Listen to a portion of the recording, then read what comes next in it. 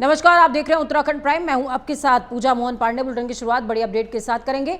ये बड़ी खबर देहरादून से सामने आ रही है, जहां सीएम धामी की कैबिनेट बैठक जारी है। सीएम धामी की अध्यक्षता में बैठक जारी है। कैबिनेट बैठक में आपदा प्रबंधन पर विचार किया जा रहा है। गैरसैंण मानसून सत्र पर निर्णय भी संभव है। शहरी विकास और शिक्षा पर भी चर्चा।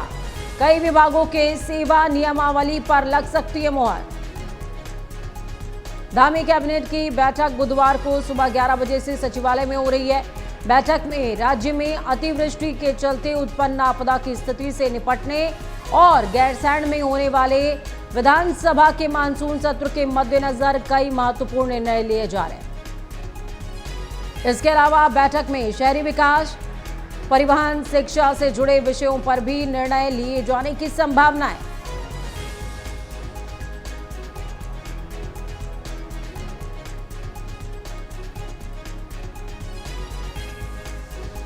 तो देखिए, कैबिनेट की बैठक चल रही है और इस कैबिनेट की बैठक में कई अहम निर्णय लिए जा सकते हैं। गैरसैंण मानसून सत्र पर भी निर्णय की संभावना जताई जा रही है। शहरी विकास और तमाम विषयों पर बातचीत चल रही है। कई विभागों के सेवा नियमावली पर भी चर्चा की जा रही है। देहरादून में सीएम धामी की अध्यक्षता में कैबिनेट की बैठक चल रही है। ये बैठक बेहद खास है, क्योंकि आगे आने वाले विकास कार्यों और आपदा प्रबंधन की तमाम नीतियों में परिवर्तन या अपग्रेडेशन इसी बैठक के बाद नजर आएगा। कई विभागों के सेवा नियमावली पर भी मोहर इस दौरान लग सकती है। सीएम पुष्कर सिंह धामी बैठक की अध्यक्षता कर रहे हैं। बड़ी खबर आपको बता रहे हैं, कैबिनेट बैठक में आपदा प्रबंधन पर विचार विमर्श किया जा रहा है। देखिए, जिस तरीके से बीते दिनों उत्तराखंड अतिवृष्टि के प्रभाव से काफी ज्यादा विचलित नजर आ रहा है, या यूं कहें कि कई ऐसे जिले हैं जो प्रभावित हुए हैं सीधे तौर पर, जिनमें उत्तरकाशी एक विशेष तौर पर क्षेत्र है, जहां बीते दिनों स्थितियां बहुत बेहतर नहीं रही हैं। गांव के गांव उजड़ गए। ऐसे में सरकार की तरफ से आपदा प्रबंधन को लेकर कई निर्णय लिए जाएंगे।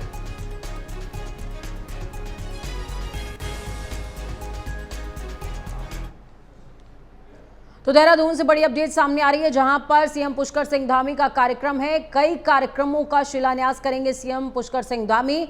योगा पार्क समेत कई पार्क विकास कार्यों का शिलान्यास करेंगे।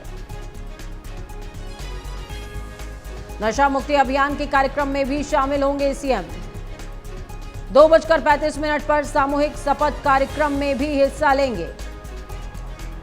5:10 पर तिरंगा यात्रा में शामिल होंगे सीएम पुष्कर सिंह धामी। बड़ी खबर आपको बता रहे हैं।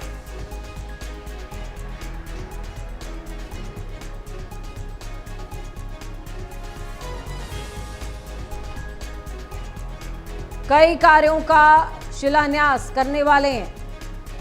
नशा मुक्ति अभियान के कार्यक्रम में भी शामिल होंगे सीएम पुष्कर सिंह धामी। 2:35 पर सामूहिक शपथ का कार्यक्रम है। इसके बाद करीबन 5 बजे तिरंगा यात्रा।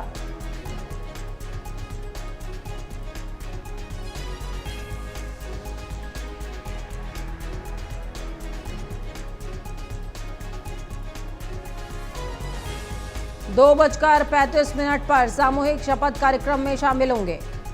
योगा पार्क समेत तिरंगा यात्रा तक कई अन्य कार्यक्रमों में मौजूद रहेंगे सीएम पुष्कर सिंह धामी।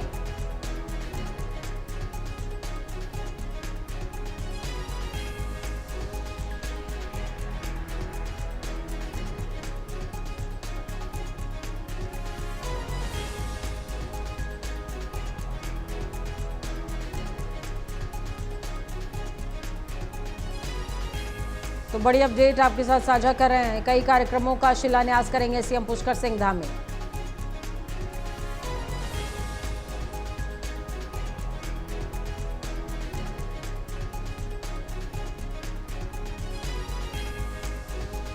पांच 5:10 पर तिरंगा यात्रा में शामिल होंगे सीएम।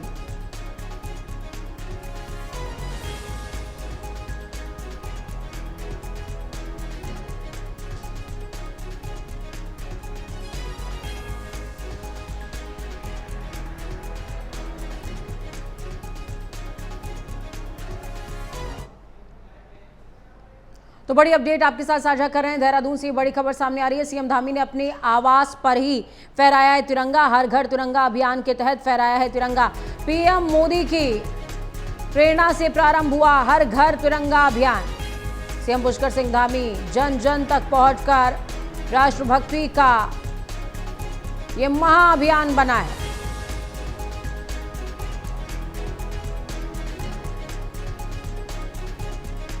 तस्वीरें देखिए, आपको दिखा रहे हैं। सीएम पुष्कर सिंह धामी ने अपने आवास पर तिरंगा फहराया है।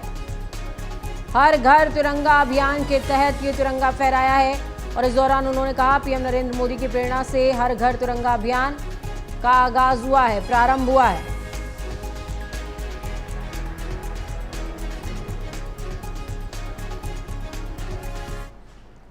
उत्तरकाशी धराली आपदा का आज 9वां दिन है। धराली में रेस्क्यू ऑपरेशन लगातार जारी है। चिनूक से धराली पहुंचाई जा रही है राहत सामग्री। आपदा प्रभावित क्षेत्रों में पहुंचाई जा रही है राहत सामग्री। बड़ी अपडेट आपके साथ साझा कर रहे हैं।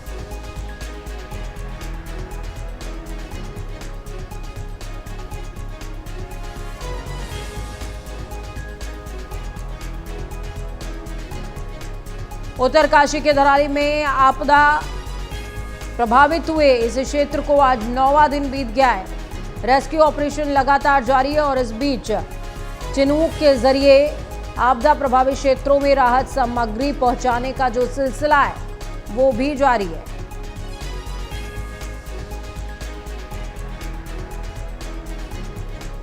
आपदा प्रभावित क्षेत्रों में राहत सामग्री पहुंचाई जा रही है।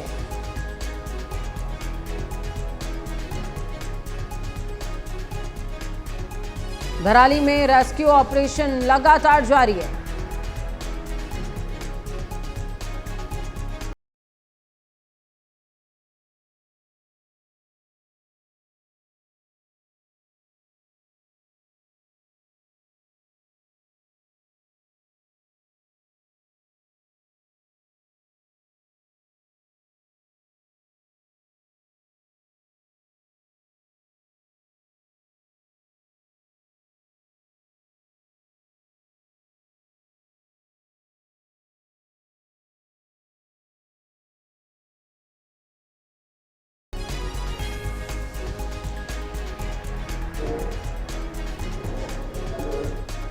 धराली में रेस्क्यू ऑपरेशन लगातार जारी है। चिनूक के जरिए धराली पहुंचाई जा रही है राहत सामग्री।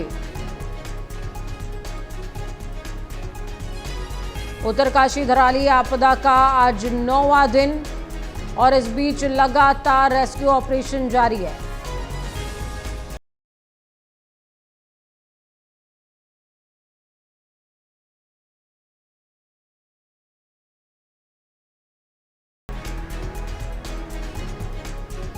इस खबर पर ज्यादा जानकारी के लिए रजनीश हमारे साथ में लाइव जुड़ गए।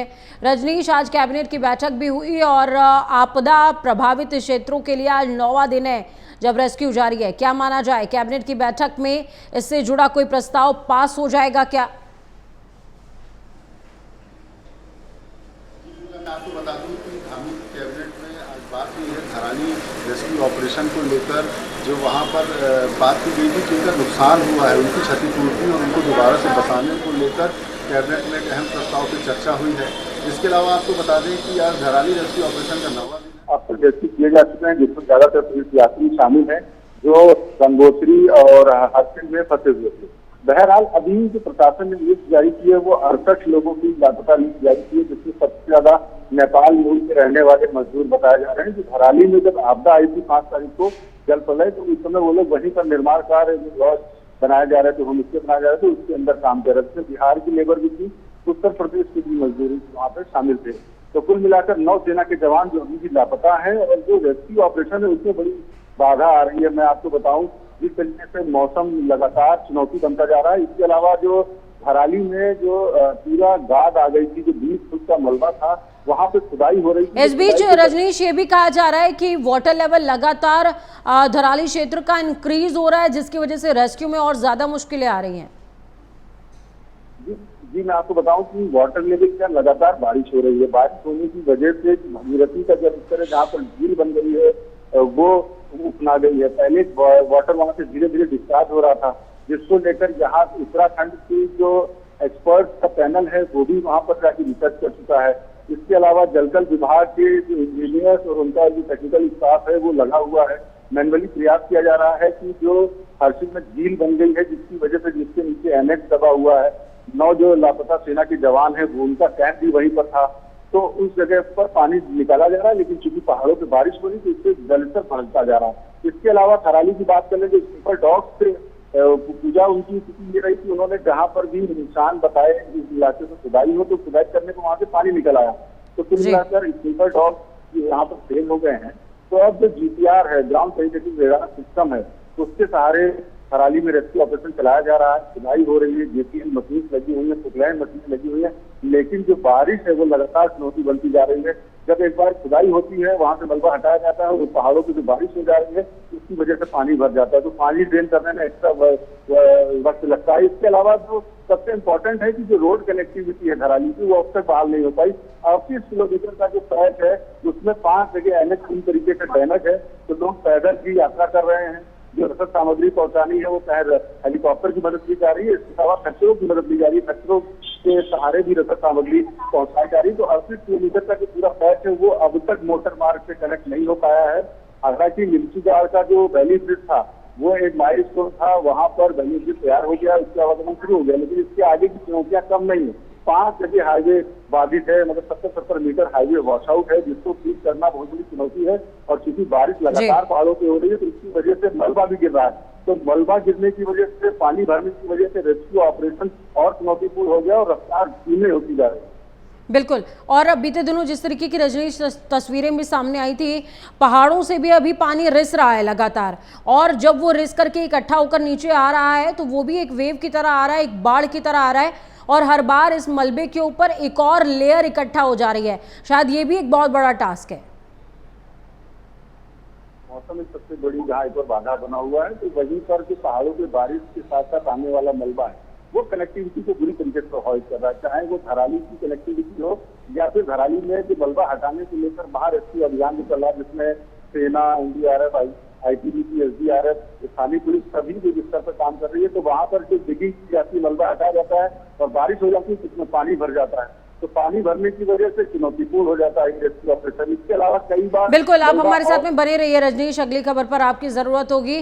फिलहाल इस खबर के लिए शुक्रिया। उत्तराखंड में त्रिस्तरीय पंचायत चुनावों का आखिरी चुनाव कल होगा, जिसके लिए जनता वोट करेगी। 14 अगस्त को इन पदों के लिए निर्वाचित सदस्य मतदान करने वाले हैं और मतदान के बाद मतगणना होगी। पंचायत चुनाव इसलिए भी रोचक हो रहा है क्योंकि 12 जनपदों में जो पंचायत चुनाव के परिणाम आए थे उनमें अब अध्यक्ष और उपाध्यक्ष पद के लिए सिर्फ 8 जनपदों में घमासान देखने को मिलेगा। बीजेपी और कांग्रेस दोनों जीतकर बोर्ड बनाने के दावे कर रही हैं। 11 अगस्त को सुबह 11 बजे से दोपहर 3 बजे तक नामांकन की प्रक्रिया हुई। पंचायत चुनाव इसलिए भी और रोमांचित करने वाला है क्योंकि देहरादून, पौड़ी, टिहरी, नैनीताल में सीधे आमने सामने की लड़ाई है, जिनमें कुछ भी परिणाम निकल सकते हैं। आपको ये बताते चले कि देहरादून में मधु चौहान और सुखविंदर कौर में मुकाबला है, जबकि पौड़ी में रचना बुटोला और दीपिका इष्टवाल की बीच में जंग है। इसके साथ ही टिहरी में सोना सजवाल और इशिता सजवाल में मुकाबला होगा। यहाँ पर सिर्फ अध्यक्ष की लड़ाई नहीं बल्कि उपाध्यक्ष पद पर भी घमासान देखने को मिल रहा है। कांग्रेस भी बहुत सारे ब्लॉक प्रमुख निर्विरोध जीत गई। सल्ट में देखिए हमारा निर्विरोध हुआ है। इसी प्रकार से राज्य में आप देखेंगे जब नतीजे 14 तारीख को आएंगे, नतीजों में आपको दिखेगा जिला पंचायत भी हम जीतेंगे। कितनी जीतेंगे, अब भारतीय जनता पार्टी की तरह अंतर्यामी तो हम नहीं है, तो 12 के 12 जीतने का दावा कर रहे हैं, लेकिन हमारा आंकड़ा पिछली 2 बार से ज़्यादा होगा। कांग्रेस तो चलिए इस खबर पर ज़्यादा जानकारी के लिए फोन लाइन पर जितेंद्र पेटवाल जुड़ गए हमारे साथ, संवाददाता सहयोगी। जितेंद्र, किस तरह की अपडेट निकलकर सामने आ रही है, क्योंकि मुकाबला तो बेहद दिलचस्प है। देखिए, दोनों जो दल हैं वो अपने अपने दावे कर रहे हैं। हालांकि बीजेपी फिलहाल अभी इन दावों में बढ़त बढ़ाती हुई नजर आ रही है, क्योंकि बीजेपी ने 12 में से लगभग जो दावा है, तो सीधे तौर पर बीजेपी का मानना है कि 12 में से 4 जो जिले हैं उनके जिला पंचायत अध्यक्ष उनके निर्विरोध निर्वाचित हो चुके हैं। इसी तरीके से 11 ब्लॉक प्रमुखों पर भी वह दावा कर रहे हैं, लेकिन कई दिलचस्प मोड़ भी इसमें देखने को आ रहे हैं। एक तरफ अगर उधम सिंह नगर की हम लोग बात करें तो उधम सिंह नगर में बीजेपी ने अपना निर्विरोध जो प्रत्याशी था उसको निर्वाचित होने की बात कही थी, उसको घोषित भी कर दिया था। लेकिन अचानक कल कोर्ट का एक निर्णय आता है और उन्होंने कहा है कि इस परिणाम को सुरक्षित रखा जाए, क्योंकि अभी हाईकोर्ट में ये हियरिंग्स चल रही है इन चीज को लेकर, और याचिका पर सुनवाई के बाद ही दलों को ये अधिकार है या चुनाव आयोग को ये अधिकार है वो किसी को निर्वाचित घोषित करे। तो कई दिलचस्प मुकाबले देखने को मिल रहे हैं। देहरादून में भी कमोबेश यही स्थिति बनी हुई है।